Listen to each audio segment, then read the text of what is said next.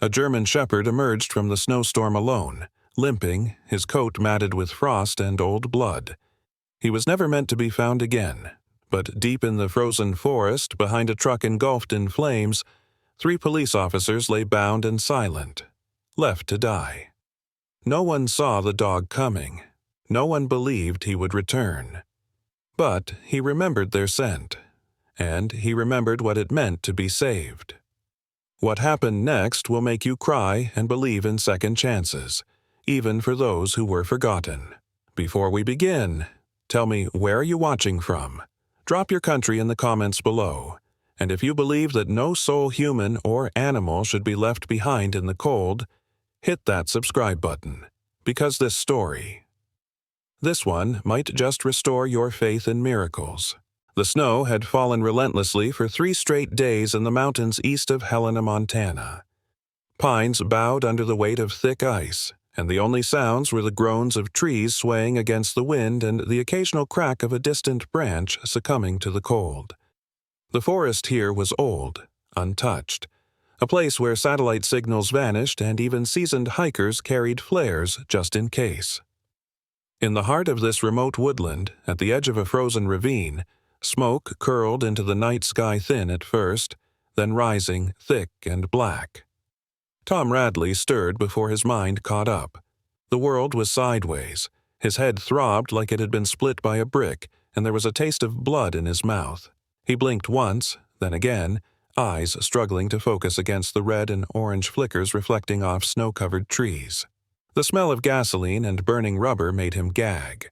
Tom was 42, a sergeant with the Helena PD for nearly 2 decades. He had the solid, weathered build of a man who spent more time outdoors than in, with a short salt-and-pepper beard and crow's feet around eyes that had seen too much. He was quiet, methodical, someone who rarely raised his voice but made people listen when he did. After his wife died in a hiking accident 7 winters ago, Tom had changed, became more withdrawn, less trusting of good news. But his dedication never wavered, and neither did his instinct to protect. Now, groggy and bound at the wrists, Tom realized he was lying in the bed of a pickup truck. Its tailgate was shut, its interior charred in places. Beside him, 2 other figures stirred. Ben Cruz was the first to groan. At 34, Ben was sharp-tongued, sharp-jawed, and always moving, a former Marine turned narcotics officer who'd transferred from Albuquerque 2 years prior. His dark eyes snapped open, blinking against the smoke, and his first word was an expletive. His tan skin glistened with sweat despite the freezing air, and his hands were tied behind his back like Tom's. "Dale," Tom rasped, voice hoarse. "You okay?" Dale Holloway, just 27 and the youngest in the trio, didn't answer at first. He was lanky, boyish-faced, with sandy blonde hair matted to his forehead. Fresh out of academy 2 years ago, Dale had the optimism of someone still believing in clean lines between good and evil. He was also the one who always volunteered for holiday shifts and carried dog treats in his cruiser, just in case. When he finally groaned and opened his eyes, panic flared. What's burning?" Tom twisted his neck. "The truck." The flames had caught on the front seats, licking toward the roof. Snow dampened the area around them, but not fast enough. The fire crackled and hissed as metal twisted in the heat. They struggled against their bond's old rope, tight, soaked in melted snow. Their legs were free, but with hands behind their backs there was little room to maneuver. "How the hell did this happen?" Ben gasped, trying to kick against the side. "Last thing I remember is checking that trail camera near the missing hiker site." "Someone was waiting for us," Tom said through clenched teeth, "and they didn't want us coming back." Outside the truck, the snow whispered. Wind snaked through the trees and flakes danced across the frozen ground. The woods should have been silent. But something moved. At first, it was just a shadow.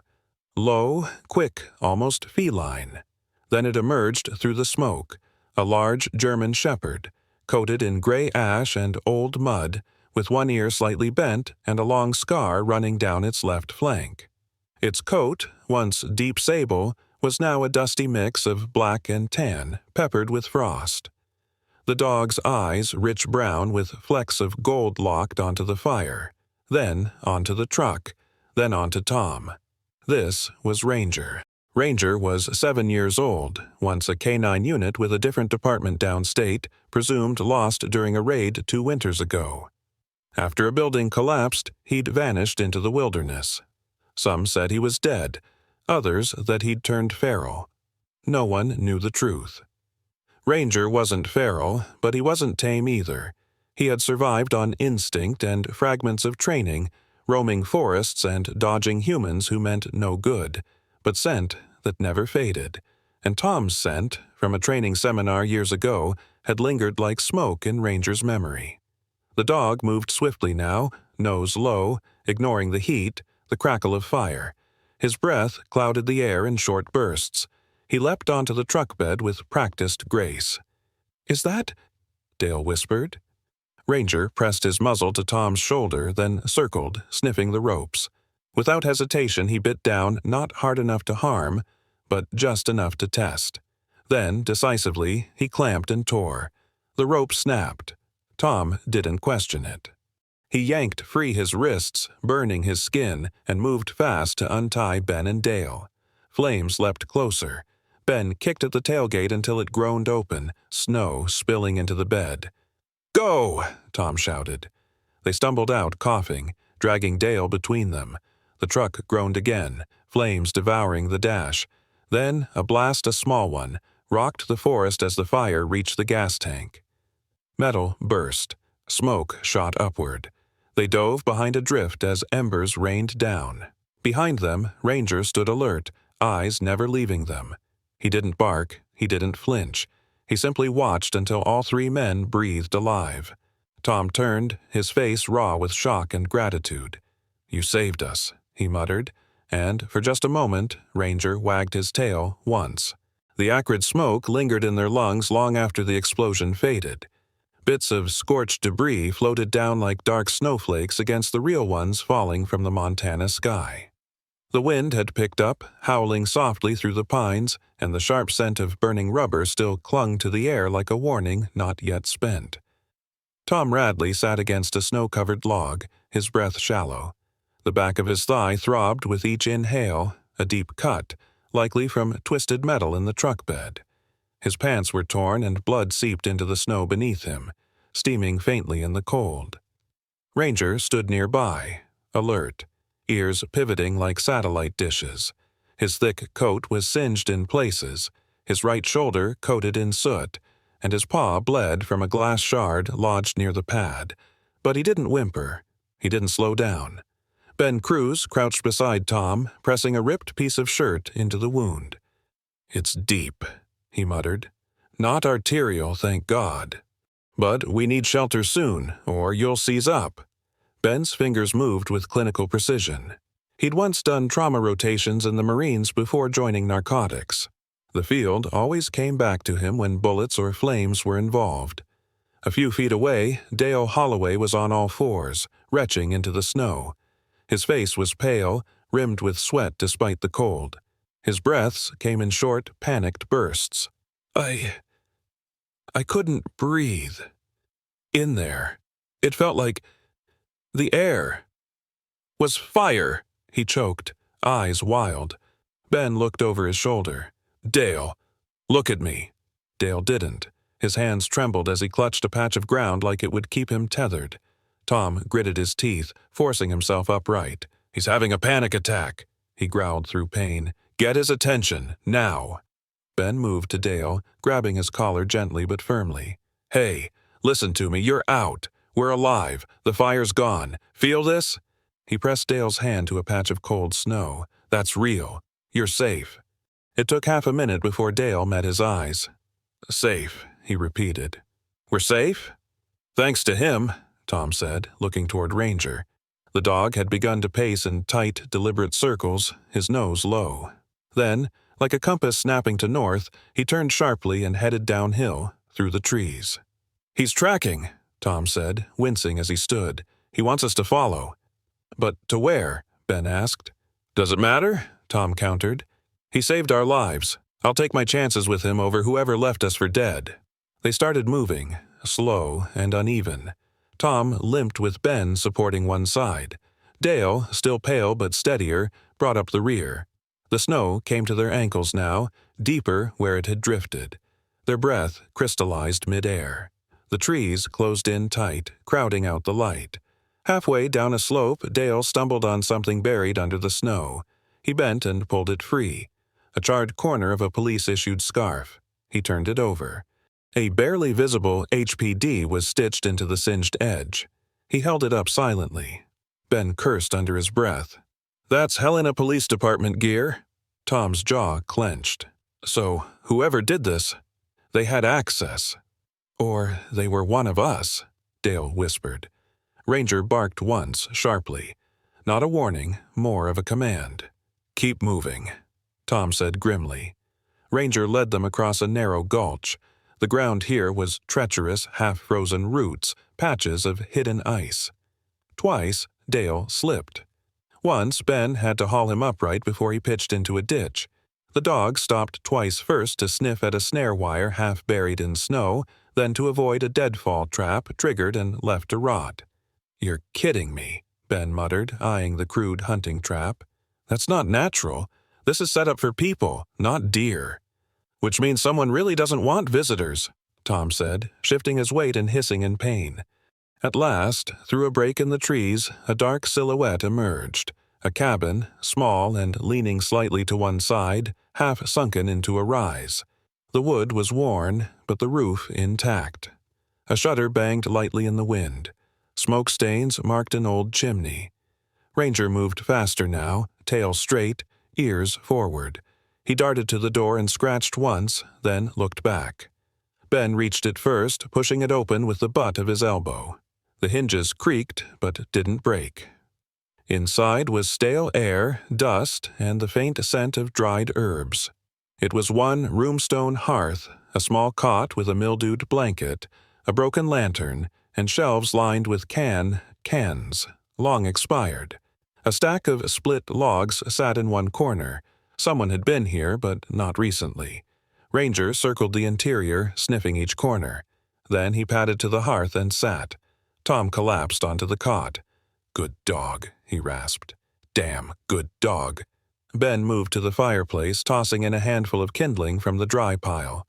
He grabbed a pack of matches from his pocket, the only thing that hadn't been stripped from them. It took 3 strikes, but flame caught. As heat returned to the room, Dale knelt near the window, staring out into the darkening woods. "Tom," he said quietly, "you think this cabin belonged to him? The dog?" Tom looked toward Ranger, who had laid his head on his paws, eyes still half open, scanning the room. "Yeah," Tom said slowly. "Or someone he used to know." Outside, snow began to fall harder, muffling sound and sealing the world in white. Inside, 3 men breathed in the scent of old wood and new fire, and a dog, scarred and tired, lay between them, still keeping watch. The wind howled through the trees like a chorus of mourning wolves.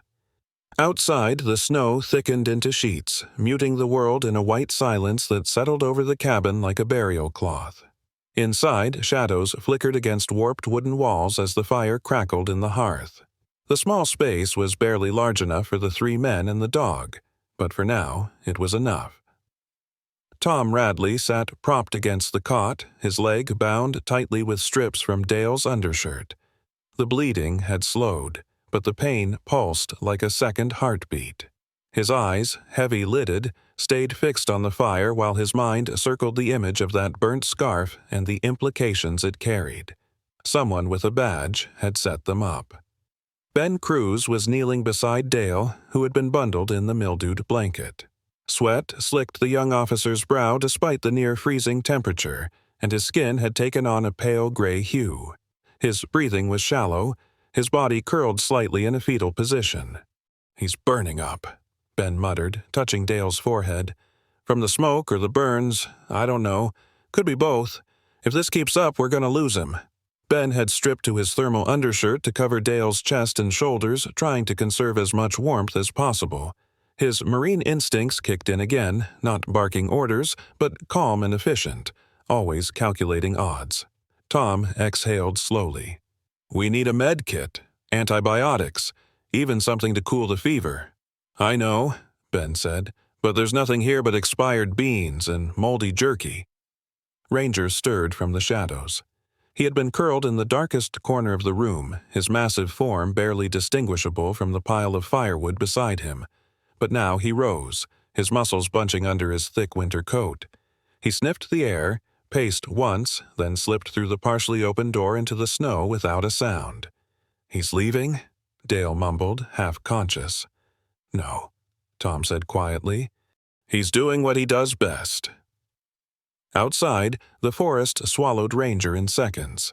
He moved like a whisper between trees, his nose scanning every inch of frozen earth. The air was sharp, tinged with the scent of sap and ash. He paused near a fallen log, ears twitching, then leapt forward, paws silent against the powdery crust. Back in the cabin, Ben used his flashlight to scan the interior for anything useful. It was low on battery, but the pale beam caught something on the far wall, scratched into the wood in deep, old lines. AC 1985. He ran his fingers across the engraving. "Hey, Tom, you see this?" Tom turned his head slowly. Initials and a year.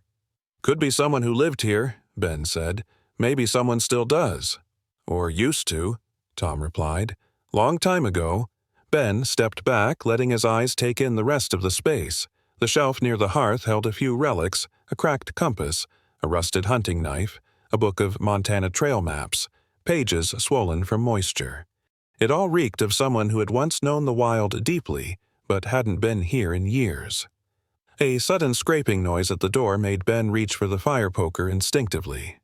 But when it creaked open, Ranger stepped inside again. His fur was dusted in fresh snow, and in his jaws dangled a limp gray shape, a dead squirrel, still warm. Ben blinked. "I'll be damned." Ranger dropped the animal by the fire, then turned and disappeared again into the night. Tom looked toward the squirrel. "He's feeding us."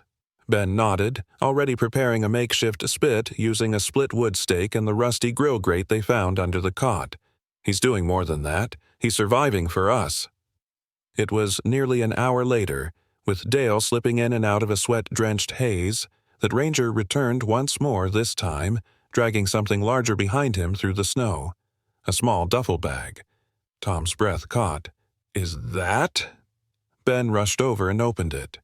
Inside was a standard-issue emergency medical kit, the outside scorched black, but the contents inside largely intact. Gauze, burn cream, a sealed bottle of amoxicillin, and a small flashlight with extra batteries. The heat pack inside still crackled faintly when snapped. "He went back," Ben whispered, "to the truck." Ranger sat down, panting hard. His right paw still bled from the shard, but his tail thumped weakly. He licked at the melted snow on the floor, then returned to his corner. They worked quickly. Ben administered the antibiotic, applied cream to Dale's burns, and wrapped him in the heat pack beneath the blanket. Tom, despite his pain, took charge of rotating Dale's body slowly to prevent stiffness and frostbite. By midnight, Dale's fever had broken slightly. He slept in uneven intervals, but the panic had faded from his face. Tom watched Ranger for a long time. The dog had returned to his post near the fire, though he kept glancing at the door, ears twitching. Always alert. "You think he belonged to AC?" Tom asked. Ben shrugged. "Maybe. Or maybe he just remembered where something useful was buried." "He's more than smart," Tom said. "He's trained. That's not just instinct." They fell into a tense silence, the fire popping between them. Snow battered the windows and the cracks in the walls, but the flame held. And so did they, for now. By the time the fire had dwindled into embers, the wind outside had risen to a low, sorrowful wail that swept through the trees and rattled the cracked window panes. Darkness wrapped tightly around the cabin, pressing against the wooden walls like a living thing. Inside, the air was thick with the stale scent of damp wool, blood-soaked bandages, and faint smoke. Tom Radley hadn't slept. He sat upright near the fireplace, his injured legs stretched out, teeth clenched against the pulsing ache. His eyes had adjusted to the dark, He could see the outline of Ben dozing with one hand still loosely gripping a piece of firewood like a weapon. Dale lay huddled under the blanket, shallow breath audible in the quiet, no longer feverish but far from stable. Ranger sat at the door. The dog's body was still, but his ears were sharp, pivoting every few seconds. His tail was low, fur on edge. He hadn't blinked in minutes. Something was out there. Tom reached slowly for the fire poker leaning beside him, hand closing around the cool metal. He glanced toward the door where Ranger remained statuesque, his body coiled with a silent tension. Then, barely audible, a soft crunch in the snow. Ranger growled. It was low, primal, the kind of warning sound that tightened the spine. Ben stirred awake instantly. Tom pressed a finger to his lips and Ben nodded silently, reaching for his belt, not that he had a weapon anymore. Another sound closer now. A scrape. Then a muffled clatter, like something shifting against wood. Ranger rose, his hackles lifted. Then he barked once, loud and deep, and bolted out the door before anyone could stop him. "Ranger!" Tom called, but the dog had vanished into the dark. Ben was already up, boots crunching against the old floorboards, pulling the door open. Cold wind and snow blasted in, stinging their eyes.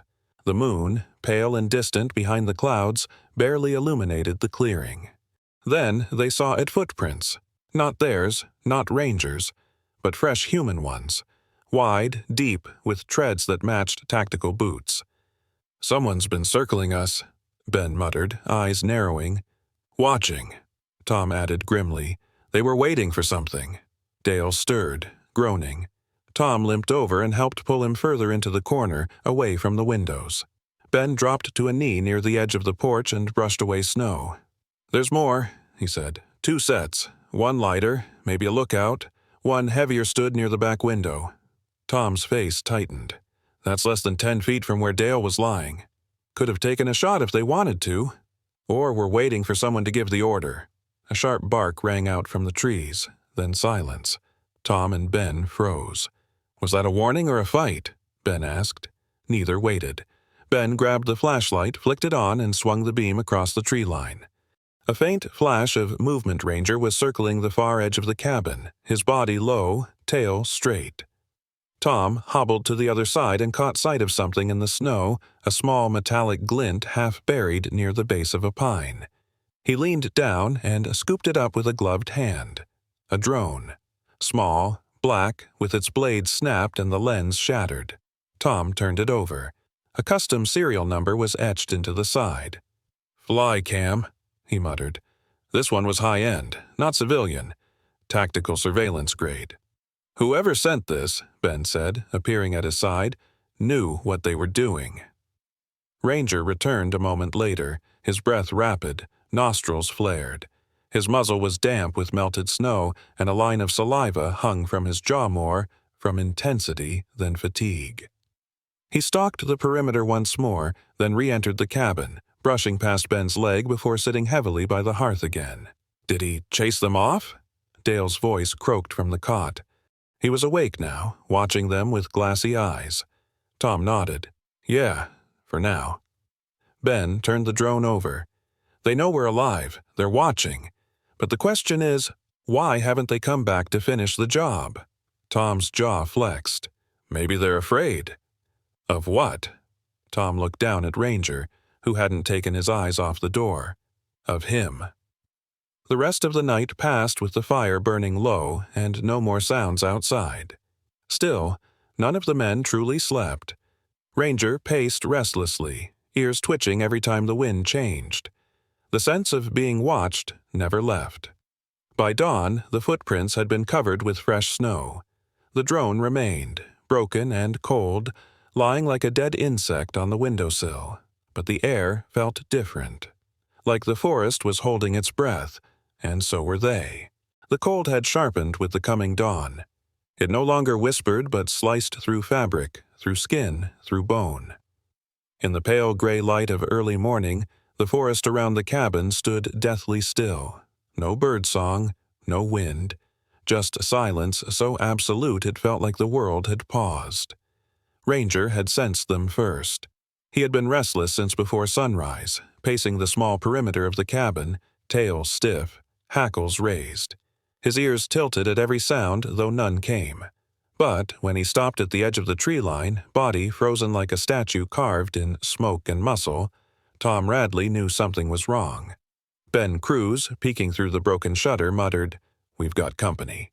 Through the trees, 6 figures moved in staggered formation, dressed in black tactical gear, rifles slung, masks up. They moved like they knew the land, stepping between drifts with precision. Not police, not military. Professionals of a different breed. One of them paused near the trail and raised a satellite phone. His voice, low and rough, carried just far enough. "He'll be pissed if there's any sign they got out. If Creighton finds footprints, he'll skin us." Creighton. The name landed in the air like a falling blade. Tom's face darkened. "So, it is him." Ben didn't respond. He already had Dale halfway out of the cot, one arm draped over his shoulder. Tom turned to Ranger. "We need a way out. Now." Ranger didn't wait. The dog bolted into the underbrush, stopping just long enough to look back. Then he barked once sharp and urgent. They followed. The escape wasn't elegant. Tom's legs screamed with every step. Dale stumbled in a haze, and Ben had to drag them both at times. But Ranger led the way, threading through narrow passes, frozen gullies, and deer trails hidden beneath snow. His nose stayed low, ears high, weaving a route the hunters wouldn't expect. Back at the cabin, the hunters spread out. One of them, a tall man with thick forearms and a long scar down the left side of his jaw, crouched near the fire pit and touched the still warm ashes. "They were here," he growled. The man on the phone, shorter, built like a coiled spring with narrow blue eyes, muttered, "Creighton said the truck went up at 0200. They couldn't have gotten far." "They had help," the scarred man replied. His name was Kyle Thorne, an ex-mercenary who had spent years in Africa before vanishing off any legal record. He had the kind of voice that never rose and never needed to. "Find them," he ordered. Back in the woods, the 3 officers moved as fast as they could. Every branch, every snap beneath their boots felt like a gunshot. Tom gritted his teeth through the pain, but the blood seeping through his bandage had darkened again. Dale was still half-conscious, murmuring nonsense about his academy graduation. They crossed a frozen stream. Then they heard it. Barking rangers from somewhere behind them. Loud, defiant, fast. Tom spun around. "He's drawing them off." Ben grabbed his shoulder. "And we need to move now." They kept going, but now there were more sound shouts in the distance, the crack of twigs under heavy boots. The dog's barking faded, then swelled again closer. Then a yelp. Tom stopped. "He's hurt." "We go back, we all die," Ben snapped. "He's buying time. We use it." Ranger had backtracked into one of the ravines north of the cabin, a hunting corridor filled with old steel traps long abandoned but still deadly. As the hunters approached, Ranger had doubled back, circling to intercept them with a barrage of barks that echoed through the pines like a dozen animals instead of one. He led them up a false ridge, away from the real trail, and into a mess of thorns and half-frozen mud. But his right forepaw caught one of the rusted traps snapping shut just above the pad. The pain was instant, searing, but Ranger didn't cry out again. He bit down on a stick, yanked once, tore free with blood trailing behind. Enough to limp, enough to run. Back with the others, Ben found the entrance to a hollow beneath a rock ledge, a pocket of earth hidden from above by snow and roots. "In here," he hissed, pulling Tom and Dale inside. They huddled together in silence, breath fogging. The shouts grew distant, then scattered. The men were chasing ghosts now. Ranger's scent had confused them, split their formation. An hour passed before they heard Ranger's soft whine at the mouth of the hollow. He limped in, muzzle bloody, paw torn, but still holding strong. Tom reached for him. "You're bleeding." Ranger collapsed beside them, chest heaving, and for the first time since the fire, he let his eyes close. The hollow beneath the rock shelf was cold and cramped, but it had held. Snow drifted silently outside, blanketing the world in a dull white hush. Inside, 3 men and 1 wounded dog breathed in close quarters, surrounded by roots, dirt, and silence so deep it made their thoughts louder. Tom Radley lay with his back against the damp stone, his injured leg stretched out stiffly. The bleeding had slowed, but the stiffness crept up his hip and into his spine. His breath came in shallow pulls. He couldn't sleep, not with Ranger's quiet whimpers a few inches away. The dog lay curled tight, his injured foreleg tucked under him. Blood had crusted around the puncture wound from the trap. His chest rose and fell with shallow, uneven rhythm. Still, his eyes remained open, just barely tracking every movement, every breath. Tom watched him, something in his chest twisting. Ben and Dale had both fallen into restless sleep. Dale had improved slightly, his fever down, though he mumbled in dreams, fragmented sentences about training days, his parents, his badge. Ben dozed, sitting up, one hand on a rock as if it were a baton. Tom leaned toward Ranger and reached out slowly. The dog didn't flinch, didn't growl. His nose twitched as Tom's fingers brushed the thick fur behind his ear. And then, softly, Tom whispered, "I know you." The words came from nowhere, just instinct, memory rising like vapor from snow. Tom closed his eyes and let it come. 5 years ago, before he transferred to Helena, he had been a lieutenant in Missoula. There had been a landslide in the Bitterroots after a rogue snowstorm. One of their K-9 units had gone missing, buried beneath rubble in a collapsed ranger station. That dog had a name then. Ranger. Tom had led the team that dug through the ruins. He was the one who crawled under a broken beam, freezing and soaked, to pull a black and tan German shepherd from the wreckage. The dog had been half-conscious, muzzle bleeding, leg broken. But even then, he had licked Tom's hand once before going limp. They had sent him off for surgery and recovery. A few months later, Tom had left the department.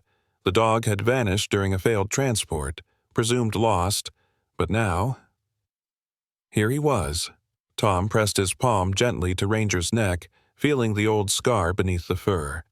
"You remembered me," he murmured. "Didn't you?" Ranger shifted, eyes meeting Tom's.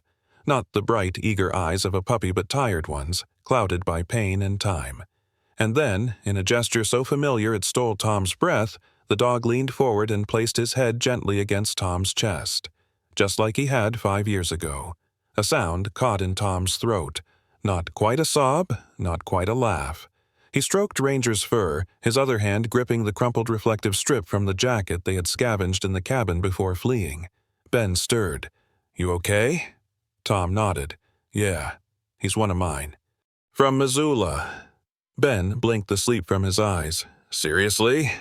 Tom didn't explain further. He just looked down at Ranger and said softly, "We're getting out of here. All of us." The morning light came pale and watery, barely breaking through the cloud cover. Visibility was limited, but Tom knew they had to take a chance. He reached into the side of the duffel. Inside was a torn emergency blanket with a thin, reflective lining. "Ben," he said, "I've got an idea."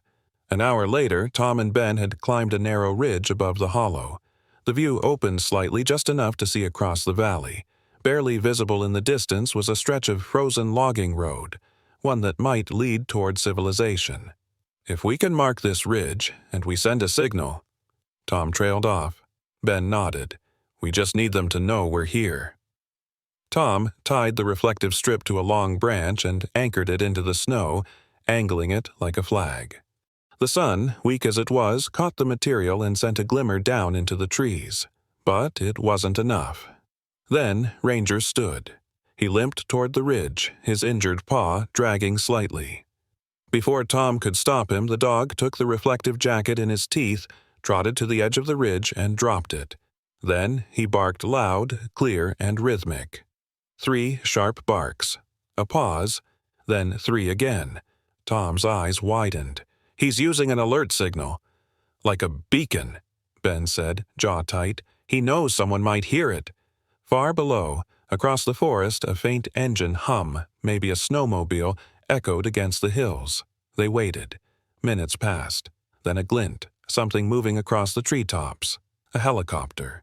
Tom dropped to one knee, waving both arms, shouting. Beside him, Ranger barked again, his tail wagging weakly. Ben pulled out the emergency flare from the medkit and cracked it. A bright red plume shot into the gray sky. And somewhere between the broken rock and frozen trees, hope cracked through the cold. The snow had begun to thin as the sun clawed its way through heavy morning clouds. Tree branches glittered with frost, and though the air remained sharp, a faint warmth whispered on the breeze, just enough to make the snow wet and heavy underfoot. With Ranger limping beside them and Dale supported between Tom and Ben, the group pushed through the final stretch of trees until a dilapidated structure emerged ahead. The old fire lookout station stood like a forgotten sentinel above the valley. 2 stories tall and partially buried in drifting snow, its wood siding had peeled to gray and its roof sagged to one side. A broken solar panel hung loose from the upper floor, swinging gently with the wind. Tom's breath hitched. That radio might still work. Depends how much rodent damage we find, Ben muttered, adjusting Dale's weight on his shoulder. Still better odds than standing around waving jackets. Ranger was the first to reach the porch. Though his paw still bled, he forced himself forward, nose low, ears alert. He paused once, sniffed the air, then limped through the open doorframe no longer attached to any actual door. Inside, the station was thick with dust and mouse droppings. A metal stove sat rusted in the corner, surrounded by chewed-up insulation and a fallen stack of firewood.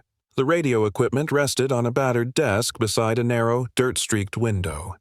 Ben gently laid Dale down on an old cot, then moved to the radio. "Cross your fingers," he muttered. He flipped the toggle switch. Nothing. Then he checked the emergency battery pack mounted beneath the desk. It was intact, dusty, but clean. He gave it a gentle tap. A red light blinked. Tom leaned in. "Try channel 16. Emergency frequency." Ben adjusted the dials, static screaming into the room. He turned the volume down and slowly tuned until a faint crackle turned into fragmented voice. "Coast, visibility poor, Montana North sectors." Ben keyed the mic. "This is Sergeant Ben Cruz, Helena Police Department. We are in need of immediate rescue. 3 officers injured, 1 canine wounded. Last known location eastern tree line of Clearwater Forest near Red Valley. Firewatch Station East Ridge. Do you copy?" The reply was delayed, garbled. "Confirm. Repeat coordinates unclear. Identify again." Ben repeated the message. The signal caught this time. "Copy," the voice returned. "Dispatching air unit to coordinates. Approximate ETA 90 minutes. Hold position. Stay online if able." Tom exhaled hard. They heard us. But just as relief started to wash in, Ranger let out a guttural growl. He bolted from the desk, knocking over a rusted stool with his flank.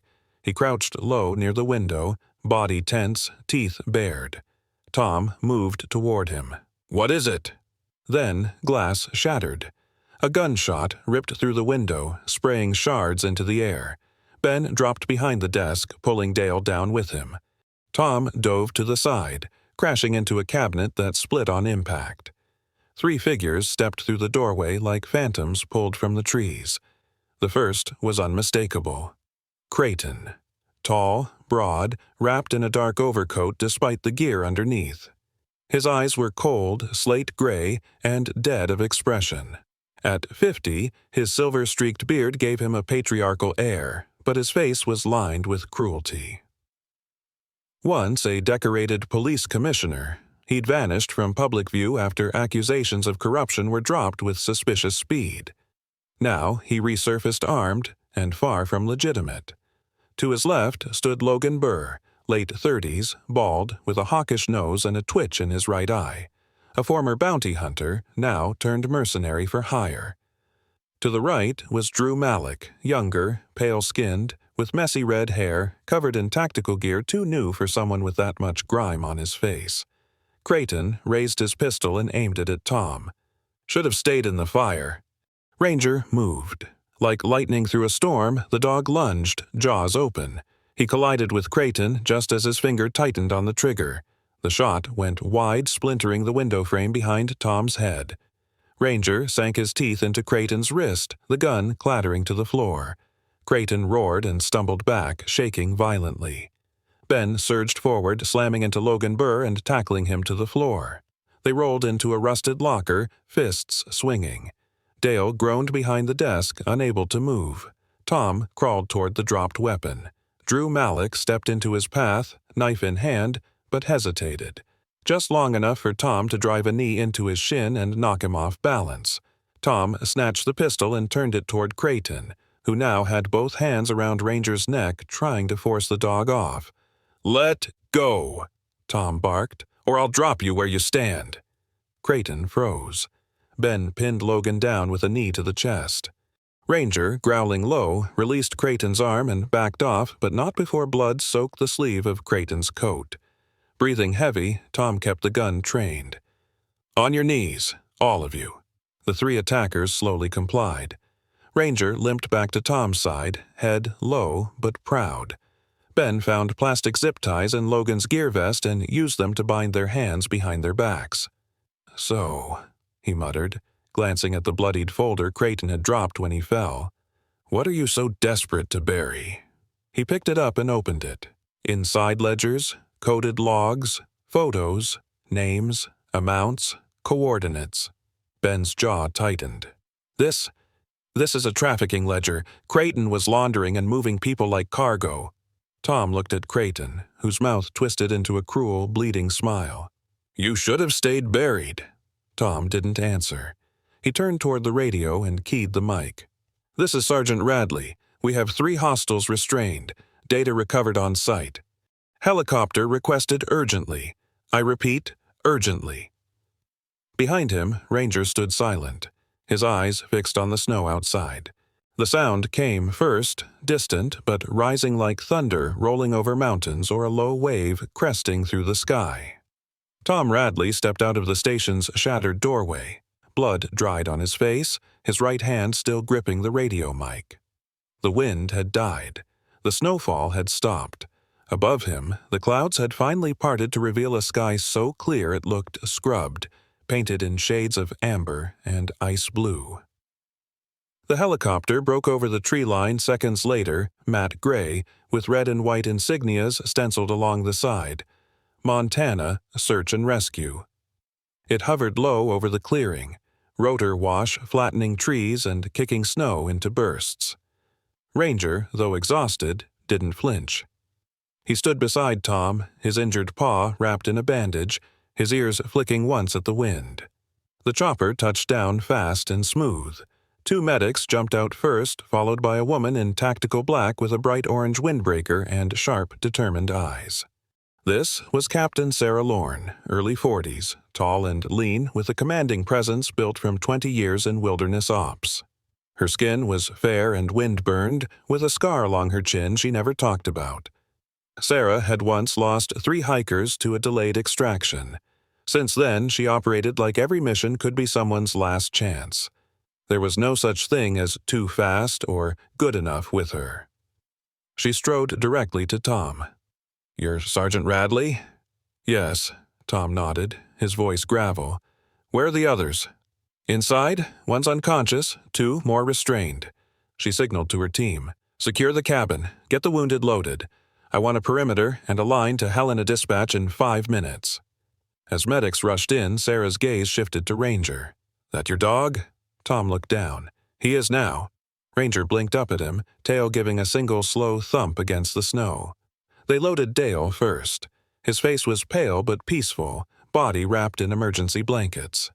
Ben walked under his own power, though with a bruised jaw and a cracked rib. He flashed Tom a tired grin as he passed. "Told you we'd get out." Creighton and his 2 men were dragged out last. Plastic cuffs around their wrists, duct tape across their mouths after Drew tried spitting blood at a medic. Sarah personally stood guard as they were loaded into the second chopper, which arrived minutes later with federal agents. By the time Ranger was gently lifted onto a stretcher, the sky had gone soft gold. A medic, a young man named Eli, mid-20s with curly black hair and kind eyes, knelt beside the dog and ran his hands gently along his ribs. "You've been through hell, haven't you, boy?" Ranger didn't respond, but when Eli offered his hand, the dog licked it once. "He's stable," Eli told Tom. "We'll get him to veterinary emergency. You ride with us?" Tom nodded. 3 days later, the storm broke entirely, and the sun returned to Helena. In a quiet room of the Ridgefield Animal Trauma Center, Ranger lay on a padded cot with fresh bandages, clean fur, and a bowl of cold water at his side. A new collar sat beside him, black leather, simple, with a tag that read, Ranger, K9 Reti. Tom entered with a file tucked under one arm and a worn jacket in the other. He sat beside the cot. "They're calling it the biggest bust in Montana's trafficking history," he said. "Creighton's network 10 names, 3 states. Feds are losing their minds." Ranger turned his head slightly, watching him. "They want to give me a medal," Tom went on, voice quieter. "Ben, too. And you, actually." He opened the folder. Inside was a certificate, half official, half symbolic, issued by the city council. Attached to it was a small bronze badge shaped like a paw print with the words Honorary Service K9 inscribed. Tom clipped it gently to Ranger's new collar. "You deserve it more than any of us," he murmured. Ranger's tail thumped again, soft and rhythmic. Tom leaned forward, resting his hand on the dog's shoulder. His voice caught in his throat as he whispered, "No one gets left behind. Not this time. Not ever again." A week later, the adoption became official. Papers were signed. Ranger, once listed as presumed lost in action, was now retired, adopted, alive. That morning, a small ceremony was held outside Helena's courthouse. Snow dusted the steps as police officers stood in uniform, watching. Tom walked across the steps with Ranger at his side, now wearing a new harness that bore only 2 words, "Still here." As he paused before the gathered crowd, Tom didn't speak for long. "He's not just a survivor," he said, voice steady. "He's proof that loyalty doesn't die, that memory doesn't fade, and that when everything burns down sometimes, something stronger rises from the ash." He looked down at Ranger, then out toward the people watching. "If you ever think no one remembers, someone does."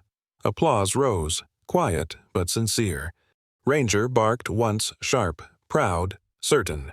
Above them the sky shone crystal clear. Sometimes God doesn't send angels with wings. He sends them with fur, 4 paws, and a bark that breaks through the silence of despair. Ranger was more than just a dog. He was a reminder that faith can walk beside us, that loyalty never dies, and that even in the darkest forests, God lights the way.